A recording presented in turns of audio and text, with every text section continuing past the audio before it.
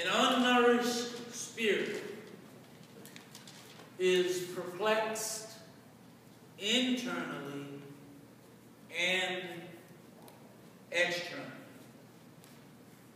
There is no doubt in my mind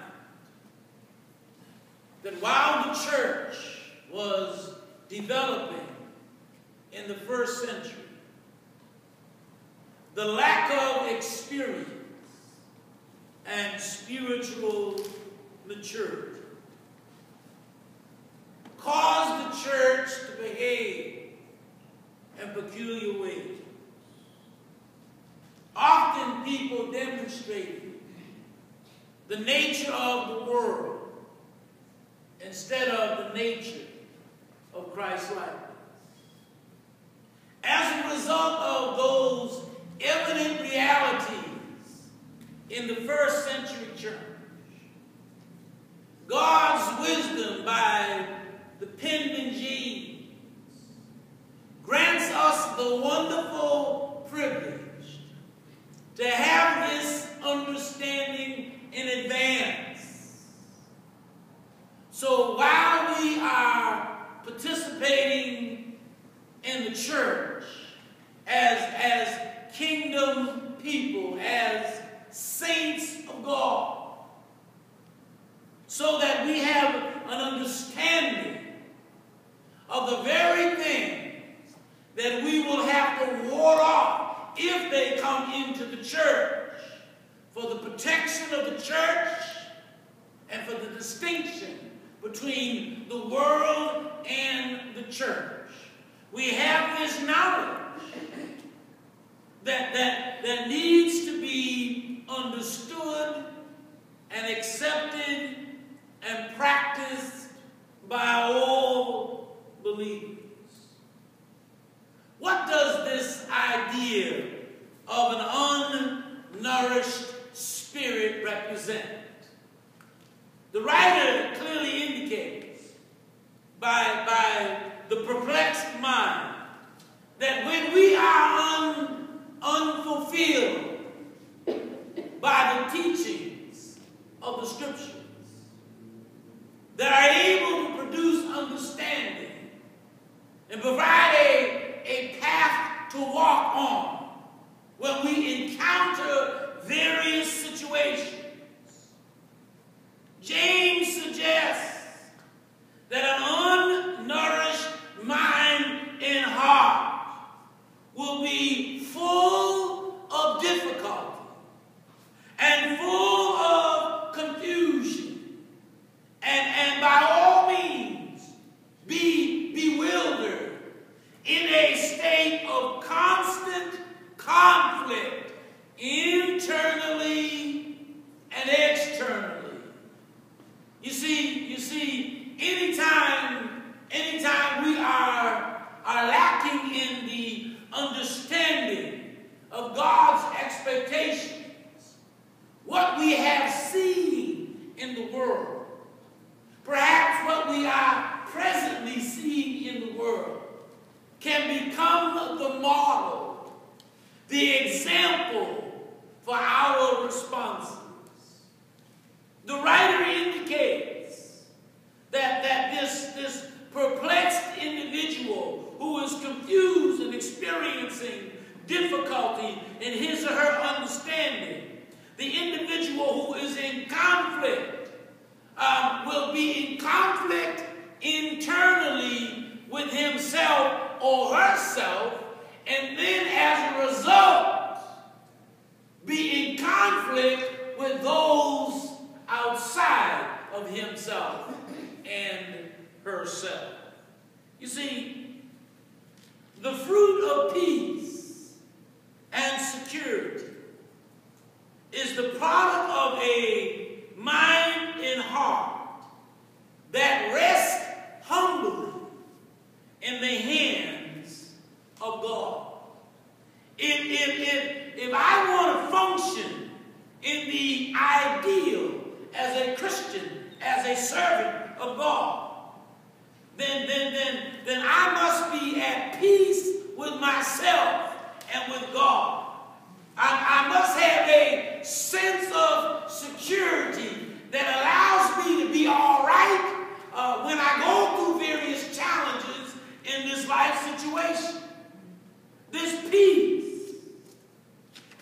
inner security that we all need is the product of a heart and a mind that rests in humility in the hands of our God.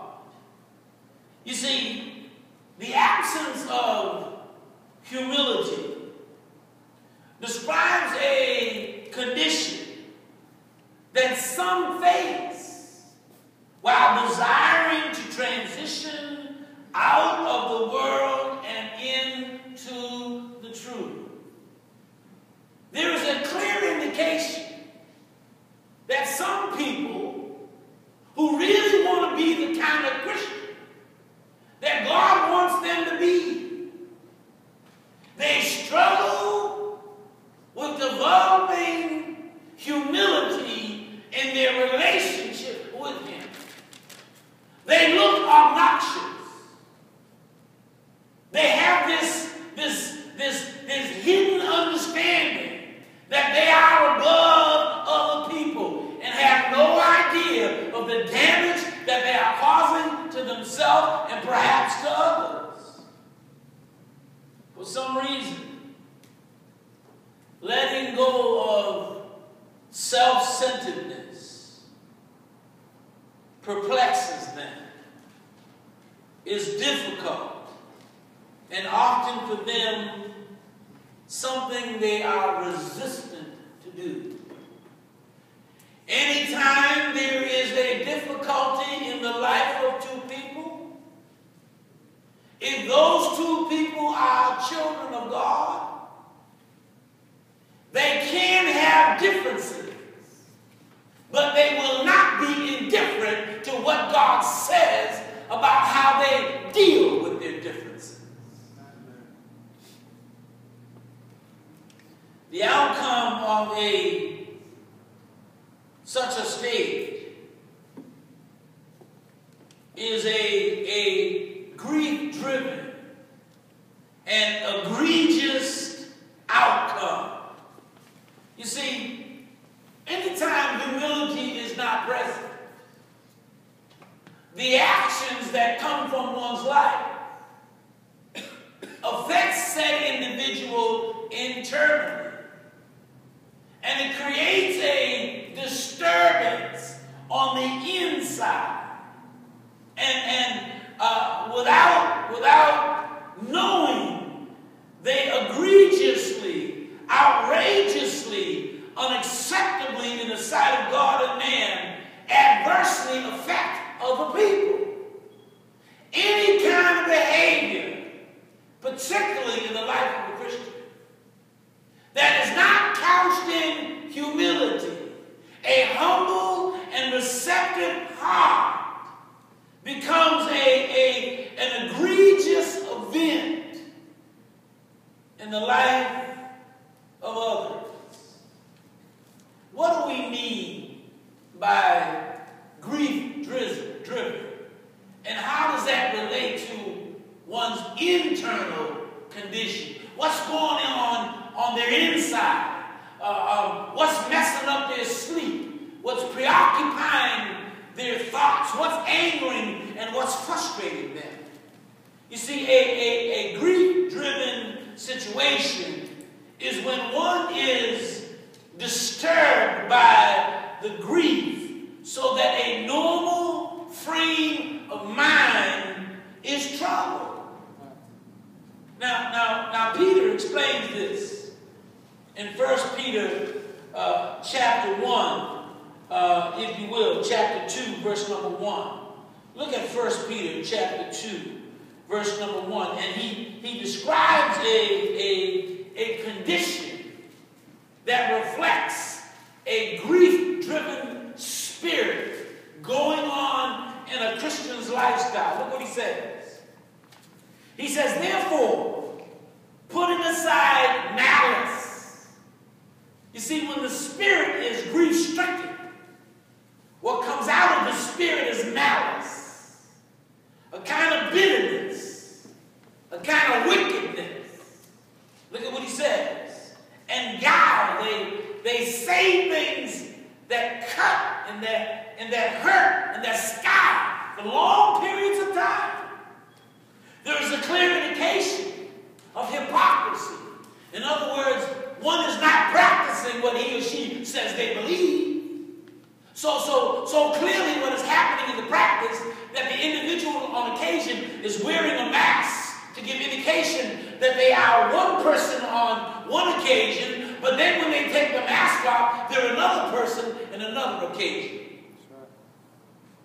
And they are envious. And as a result, they slander. Now, a person who is grief-driven can represent these practices. They're angry on the inside. They're frustrated on the inside. There is an unresolved condition going on in them. And when there's a human interaction, all this ugliness has the potential to reveal itself. What is this egregious external act that adversely affects people?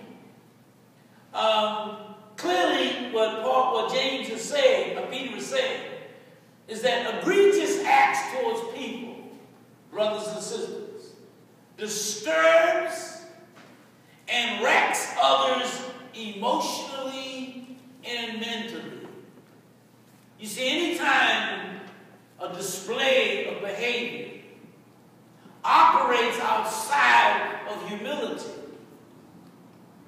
James says there's a disturbing process going on. There's a wrecking process going on. And what it does is it disturbs and it wrecks people emotionally and mentally. Now clearly when people do this, this might not be their intention, but the absence of humility allows it to be produced.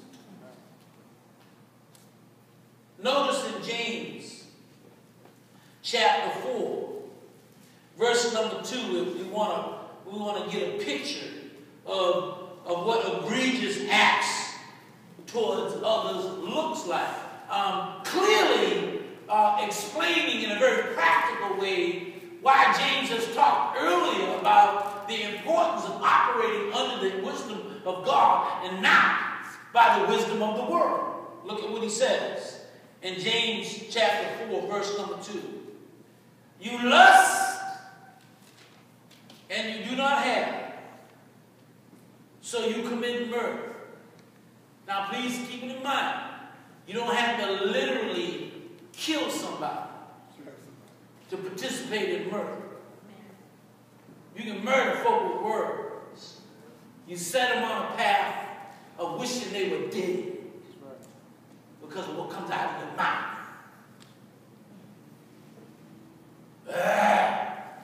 Let that rest for a second. And you are envious and cannot obtain. You see, even if you're not deliberate about what you're doing, the absence of humility sets a field on fire. James talked about that earlier, about the tongue. How an undisciplined, how an untamed tongue can start a forest fire. And keep in mind, once you get comfortable responding to people outside of humility, and it sets a fire, please keep in mind, you don't know where the fire is going to go. That's right. You're not going to be able to control the fire. You may wish it went out at a certain point in time, but you will not be able to control the fire once it starts. In other words, when you create an unwholesome outcome and victimize others, keep in mind, you're going to become a victim yourself. You will become a victim yourself.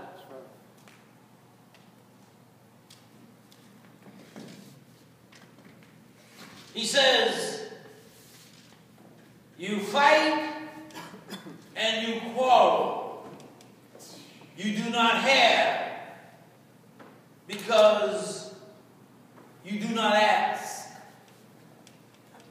In other words, if we are experiencing some spiritual deficiency, let's say that we have this conflict with being humble as God desires us to be when we deal with difficulties.